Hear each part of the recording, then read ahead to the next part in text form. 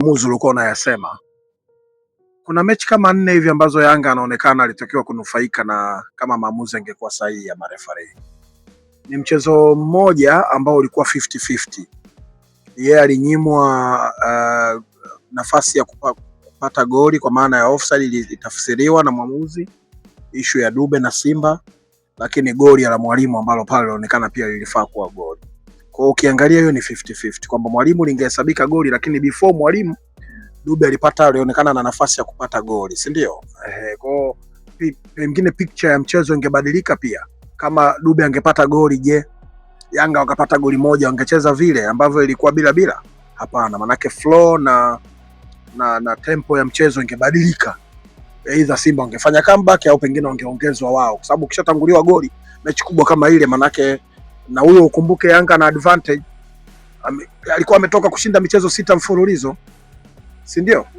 Kwa unasema kwamba waamuzi wameharibu ligi, yes, sio sahihi, kwa sababu tunakosa kumpata bingwa wa ambaye sasa alitakiwa ashinde na alama nyingi au ashinde na alama chache, wangekuwa wametai. Yani walimu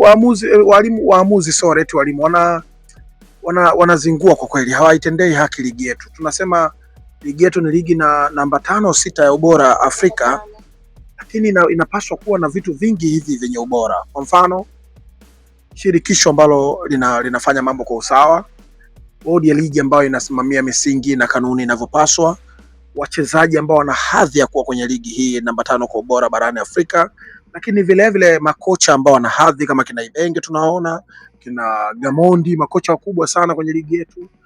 Marcio Maximo alikuwepo hapa, wengineo wengi tu, si ndio? Lakini Pedro of course ashakuwa mpaka kocha wa timu ya taifa ya Angola, makocha wakubwa. Vipi kwa ajili ya waandishi wa habari basi wenye hadhi ya kutangaza habari na kutoa taarifa za ligi namba 5 kwa ubora barani nini pale Afrika, lakini wachambuzi na wadau wa soka ambao wana hadhi. Kwa mfano, ligi ina thamani, mshika haki za matangazo Azam TV anakuwa na hadhi kubwa hivi, thamani kuzipa TV Rights Club kuweza kujikimu mambo ya mishahara na huduma zinginezo stahiki, lakini vile zawadi kwa mshindi, prize money ile ya mshindi wa ligi yetu, vyote hivi vinakuwa vinaambatanishwa kwenye mpango wa kusema hii ligi ina hadhi ya kuwa ligi namba 5 kwa ubora nini pale barani Afrika. So kwangu mimi waamuzi ndio sehemu ambayo inadoa. Sio kwamba sisemi maligi mengine na michuano mingine au mashindano mengine hayana tatizo au changamoto ya waamuzi, no, lasha, I didn't say that. Lakini kwetu sisi matatizo ni mengi, mapungufu yapo ya kibinadamu, lakini huku inaonekana dhahiri shahiri ni makusudi. Umeelewa? Kwanza kunakuwa na vitu vitatu. Cha kwanza kunakuwa na viashiria vya kuonekana pengine maamuzi yana viashiria vya rushwa, lakini cha pili inaonekana kabisa labda pengine mtu tu na utashi wake na hisia zake binafsi, lakini cha tatu pengine lack of experience, lack of exposure na vitu kama hivyo. Taaluma kama haina ukamilifu hivi, taaluma ndio hiyo weledi, si ndio? Ambao tunaamini ukishakuwa na professional yako wewe, umesomea urefa, kama ni kozi zile mafunzo ambayo ya kuweza kukuza na kuboresha practically. Sasa wakipata vizuri, wakiboreshewa pengine maslahi yao, itapunguza haya yote ambayo tunayasema yanaleta mapungufu kwa wao kufanya kazi yao au kutafsiri sheria za mpira wa miguu inavyopaswa. Kwa kwangu mimi, maeneo yana mapungufu mengi, lakini eneo la waamuzi linaangusha hadhi ya ligi yetu kuwa ligi namba 5 barani Afrika. Yes. Tofauti wa Pamba iliyocheza na Young Africans na Pamba ambayo imecheza na Wekundu wa Msimbazi Simba ni upi? Maana malalamiko ni wengi wa Simba ya kwamba kuna namna kama Pamba alikuwa amepania tofauti na Young Africans ilipokuwa. Kuna klabu tofauti zinaonekanaga zina viashiria vya mahusiano ya karibu baina ya hizi timu mbili. Kuna Kuna Singida Black Stars, inaonekanaga Yanga ananufaika zaidi kwa mahusiano ya nje ya uwanja. Kuna Dodoma Jiji, inaonekanaga Yanga ananufaika zaidi kwa mahusiano ya nje ya uwanja, lakini sasa hivi napo inaonekana Pamba pia ameingia kwenye hiyo orodha. Lakini kwa upande wa pili pia kuna mambo hayo, pengine tunaambiwa JKT Stars, Coastal Union ya Tanga, Namungo FC, Azam kidogo sasa wanatafsiriwa kwenye quality. Yani sasa hivi Azam ameanza kujiengua kuingia kwenye mahusiano ya ndani ya nje ya uwanja. Azam anaonekana sasa yeye anasimamia kwenye eneo la kutofautiana na Yanga na Simba kwenye quality, ubora, uwezo wao, kile ambacho bidhaa walionayo inaweza kupambana na opponent kama Yanga na Simba. Kwao ni level, lakini mwanzo ilionekana Simba ananufaika kwa mahusiano ya nje ya uwanja. So hiyo ni maneno ya kufikirika, na yakitoa matokeo ya ndani ya uwanja watu wana connect dot namna hii, unaona kama inakuwa tofauti. Sasa twende kwenye uhalisia. Katika michezo 6 iliyopita au 7, Yanga kanufaika na Simba kuliko klabu yoyote kubwa katika hizo 4 pale 5 juu. Ukiweka Coastal Union, ukiweka Singida, ukiweka Azam, Simba katoa alama nyingi kwa Yanga kuliko hao wengine wote katika michezo 7 mfululizo. Sasa je, Simba naye ni tawi la Dar es Salaam Yanga Afrika? Umeona mtihani huo Kwa sababu Singida kuna kipindi Yanga alipata sare katika michezo 6, nadhani si sare Yanga kapata kama mara 2 au mara 1. Azam anapataga matokeo kabisa ya alama 3 kwa Yanga na sare anapata. Juzi hapa mtu wa sare tena. Ukienda kwa Coastal Union anakomaga kabisa kwa Yanga, tunaonaga mechi ambavyo inakuwa. Hata mara ya mwisho before dabi ya Kariakoo tuliona kule Dodoma, Yanga kapata goli kwa kupitia Dube Prince Mpumelelo, assist ya Duki Abuya kwa tabu sana dakika za mwishoni. Yes, lakini ukienda kwa Simba katika michezo 7 Yanga kashinda mara 6. Tena anatoa alama 3 clean. Sasa hiyo hapo imekaaje? Tuseme naye ni tawi la ni call it tu. Yanga ameset standard, my dear sister.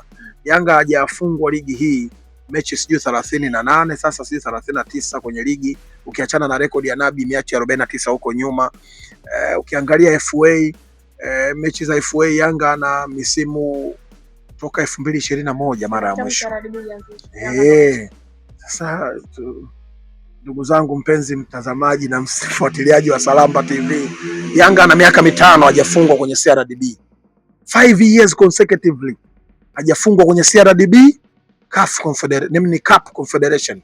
Sasa inaleta unanilio kidogo ukakamazi hapo kuitafsiri hivyo. So mimi naamini ni standard ambayo Yanga ameseti.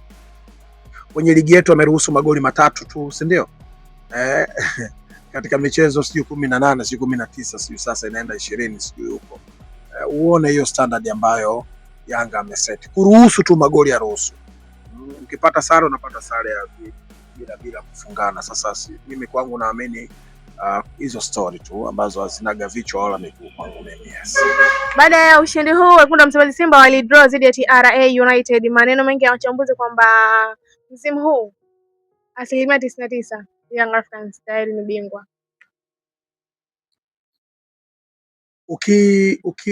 Ukiwasikiliza wanaosema hivyo, manake wana fact kupitia numbers. Lakini mpira wa miguu hautafsiriwi kiurahisi hivyo. Arsenal aliongoza alama 11, sasa hivi amekuwa na wasiwasi kuliko huyo ambaye yuko chini yake, Man City. Yanga ana alama 44, michezo 18.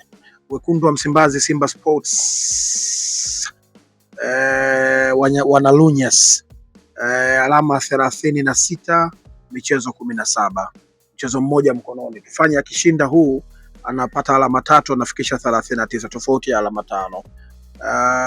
Ama bwana wana mchezo na Simba, Yanga watacheza. Akiweza kushinda Simba, maana yake atakuwa Simba na 42, Yanga atabakia 44. Lakini Simba anatarajia pia Yanga ana mchezo mgumu na Azam. Pengine anaweza kufungwa na Azam. Kwa hiyo yeye akawa bingwa. Sasa je, yeye hiyo mingine atashinda yote? Na je, yeye na Azam atamfunga Azam? Shida inakuja hivyo, na uzuri yeye ameshamaliza na Azam. Azam amevuna alama 4. Unaona hilo tatizo. Kwa hiyo yeye pia ni tawi la Azam. Kwa kuna vitu vingi hivi, my dear sister. Nadhani ni Yanga ukisema imeporomoka ni kwa sababu Yanga iliyokuwepo nyuma ilikuwa bora kuliko hii. Na ukisema Yanga imebaki pale pale, yes, na kukubalia haina ubora kama wa miaka mitatu miwili nyuma huko, lakini hawa wengine wako wapi? Hawa wengine ndio wameporomoka zaidi, kwa sababu mwaka jana Simba alikuwa anaenda na Yanga hivi, na wabingwa alipatikana mchezo wa mwisho dhidi yao wawili, si ndio? Kwa maana yao kwamba Simba ya mwaka jana ilikuwa bora kuliko hii kwangu, ile ya Fadlu. Yeah. So far Simba ya mwaka jana ilitoa top scorer. Simba ya mwaka jana Pinpin Kamara amedominate clean sheet kuanzia mwanzo mpaka tunamaliza ligi, kipa bora. So far Jean Charles Ahoua aliingia kwenye kilinge cha top assist, na ukiangalia kwenye mwaka huu mchezaji ambaye ameingia hapo kwenye top assist yupo Elia Mpanzu Kibisawala ambaye ni wa mwaka jana, na sasa hivi hajacheza michezo kama 4-5, Simba inatetereka, si ndio? Ukiachana na mchezo wa FA ambaye ameshinda 3-0, si ndio?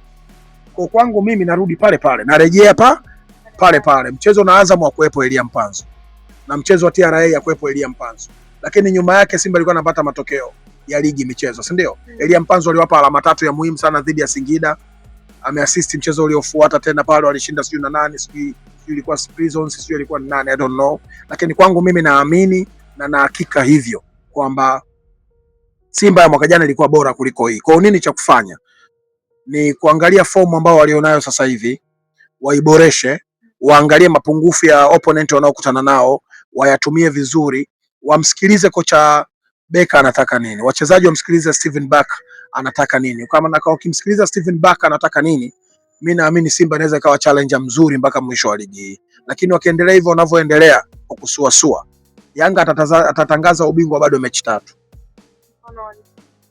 So far na alama 5 tofauti, hata Simba akishinda zake. Maana yake ni michezo 2.5, 1.5.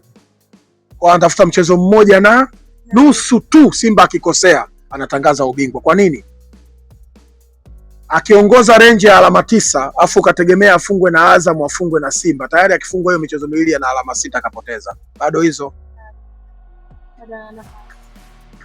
Young Africans watakipiga dhidi ya Mbeya City siku ya Alhamis, mechi ya raundi ya pili, duru la lala salama. Mechi ya kwanza waliweza kuwadhibiti Young Africans wakatoka kwa sare, na mambo ya sare yakaanzia hapa. Tutakuwa ni mchezo wa namna gani Young Africans dhidi ya Mbeya City?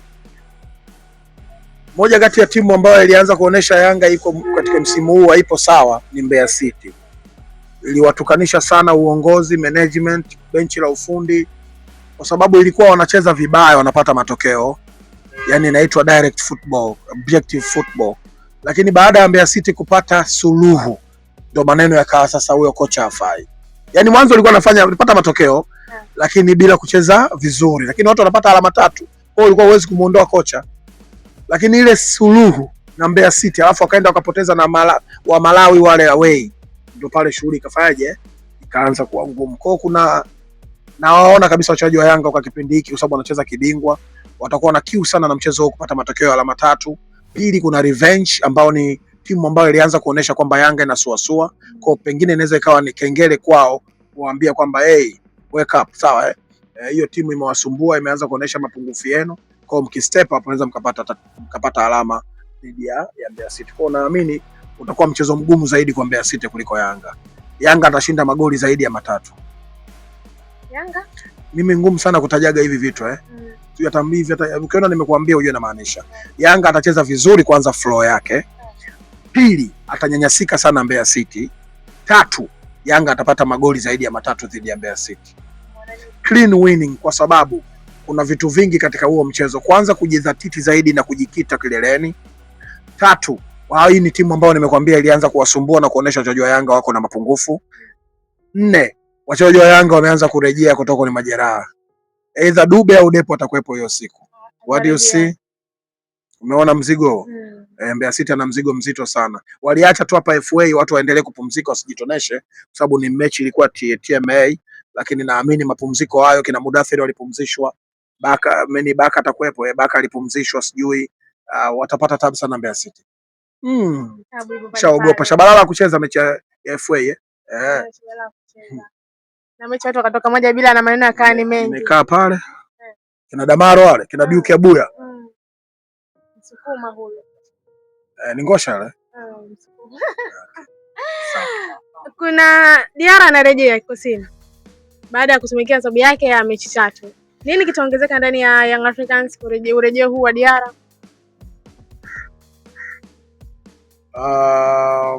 Kwanza calmness eneo la ulinzi, utulivu. Pili ni kipa ambaye ni mwalimu eneo la ulinzi. Tatu, huwa anawafanya mabeki wa Yanga wawe na confidence kwamba goli liko sehemu salama. Cha nne ni uanzishaji wake wa mashambulizi, unawapaga sana nafasi nzuri viungo na wingback wao kukaa katika maeneo ya kujiposition vizuri. Tatu, timu pinzani pia unapokutana na Diarra unajiuliza unafungaje. Kwa uwepo wa Diarra golini ni kiashiria kizuri marejeo hayo, na kama akirejea na striker mmoja tabu naiona sana kwa Mbeya City. Narudia tena, Mbeya City atateseka, Mbeya City atafungwa goli zaidi ya 3 na Yanga itakuwa na flow nzuri sana kuanzia hapo. Watacheza kibingwa kwa kweli Yanga, yes. Mchambuzi kidogo Alan Okello, ambapo kipindi anaanza Young Africans maneno yalikuwa tayari yameshaanza kuwa mengi na wengi wakisema kwamba Young Africans wamepigwa kwa Alan Okello. Gari limewaka Alan Okello dhidi ya Pamba Jiji, assist 2 kwa Mudathir Yahya, wengine wakimtaka wakamtaka Mudathir Yahya ili tuzo MVP, basi kama angekuwa muungwana angempa Alan Okello. Tumzungumzie kidogo Alan Okello. Issue ya man of the match siingilii, nakaa kwenye eneo la ujukumu. Alan Okello jukumu lake ndio hilo, kuchezesha mtu afunge, lakini Mudathir amefanya extra, eneo lake sio la kufunga, kwa hiyo kafunga. Nani amefanya extra? Aliyetimiza jukumu lake au alitimiza jukumu na ziada? Na tunaendelea kutoa elimu. Naamini hata hapa Salamba endelea kufundisha vijana wako.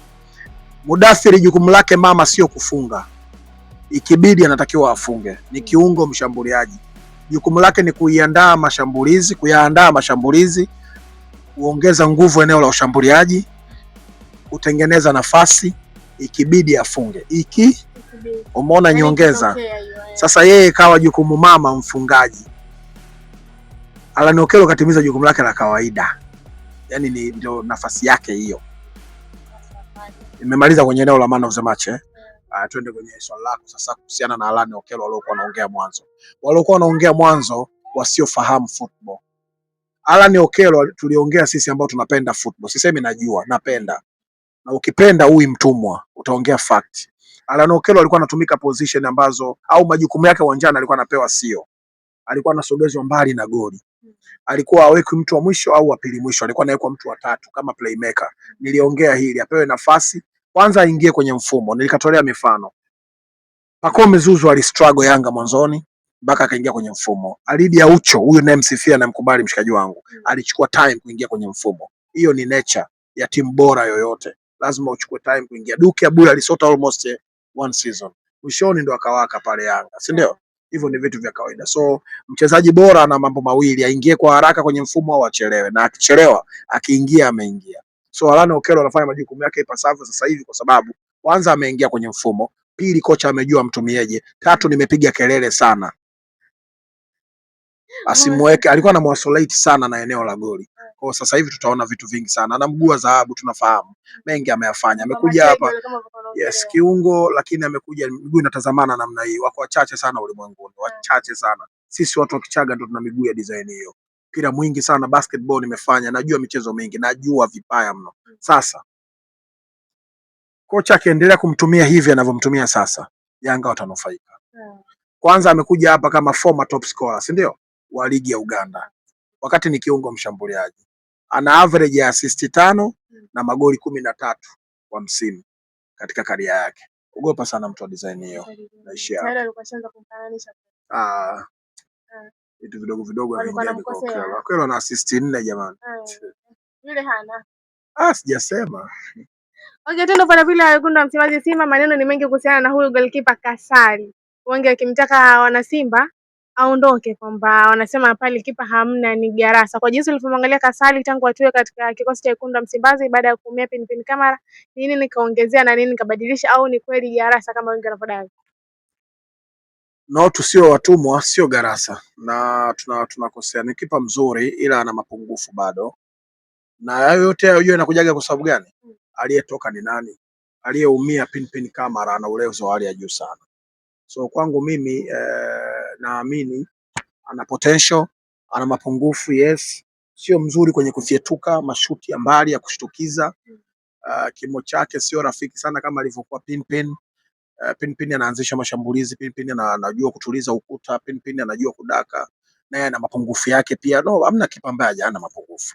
So ni kasumba tu kwa sababu tayari watu wamemiss Pinpin Kamara kwa sababu hana hayo makosa ambayo alikuwa anafanya huyu. Lakini Pinpin Kamara naye alikuwa na tatizo la kupigiwa mbali.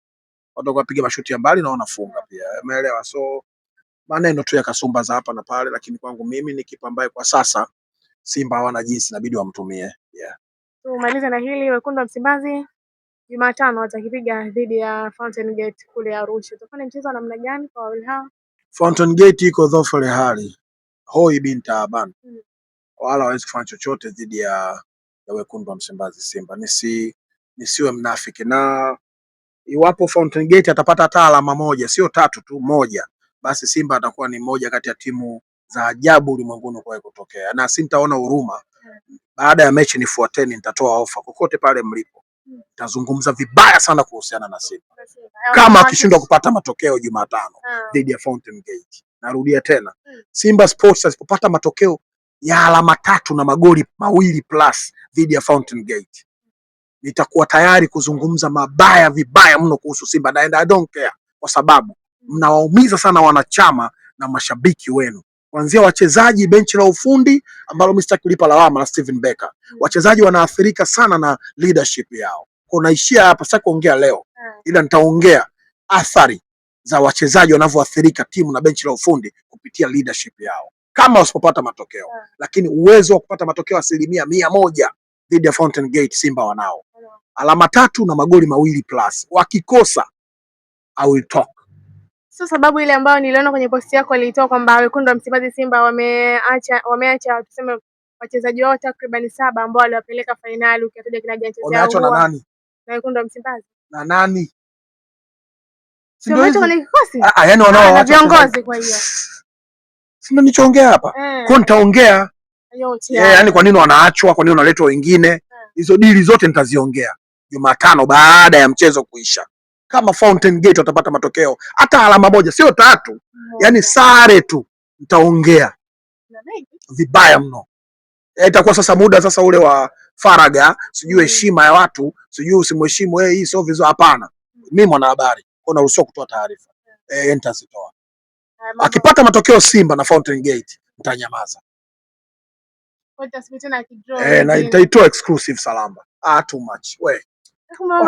Bwana, watu wanaumia, gharama zao wanaenda mpaka Arusha, wanakaa huko. Wengine wamesema hawarudi kwanza kwa sababu kuna mpaka baadhi ya wanachama wametoa mbuzi wafanye sherehe ya mbuzi choma huko Arusha. Watu wanatumia gharama zao, wanakaa Arusha. Hoteli Arusha ni mji wa kitalii, hoteli ni gharama sana. Mashabiki wamesema wanakaa huko siku 5 wasubiri game hiyo, after na watu wasipate matokeo alama 3. I will talk. Yeah, I will talk. Mimi sijasema hayo wala. I will talk. Tunasubiri. I will talk. Shukrani sana. Yeah, mbarikiwe sana.